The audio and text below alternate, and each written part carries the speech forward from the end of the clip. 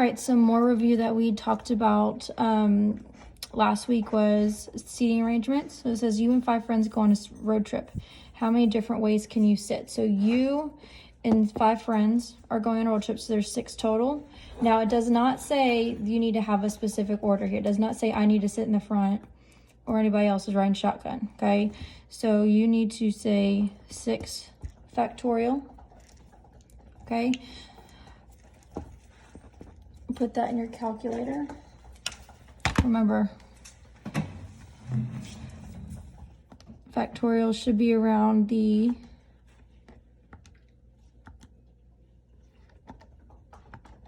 probability button. So 6 factorial is 720. So there are 720 different ways that you guys can sit in the car. Okay. Skip that one. These are like the same thing. Same thing. June, when you're rearranging the word June, it has 4 different letters. Okay, none of them are repeating. So 4 factorial, there are 24 different ways. Now, permutations talks about order is super, super important. So we're used to just doing this n factorial here. Now, when I say that order is important, we're going to use n factorial divided by n minus r factorial. Now, n stands for the total number that you have in your group, and r stands for how many that you are choosing.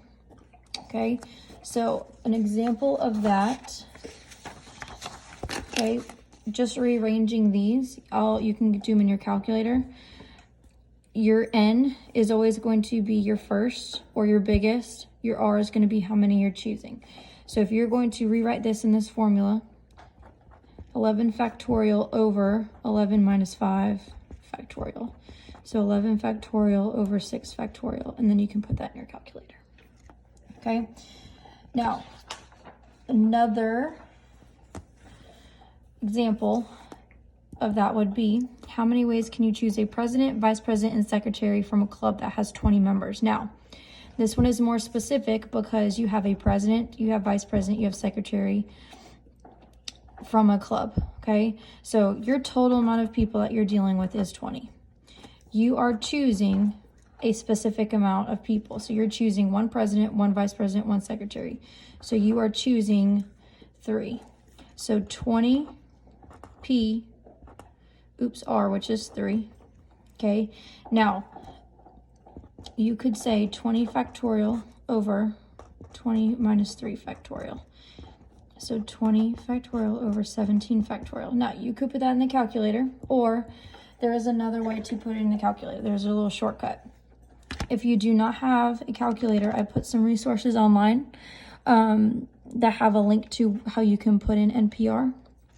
If you have your calculator, you should see something that says NCR, NPR, either on your actual calculator, or you might have to go to the math probability section and it will have it there for you. So mine has NPR right here above it. So I'm going to put shift, I need to put the N first. So 20 P should come up 3, and it tells me how many I have, okay?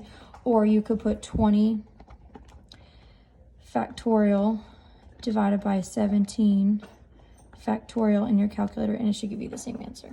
So 6,840. So out of 20 people, that's how many combinations you can have. Okay, same thing for here. You have captain and co-captain.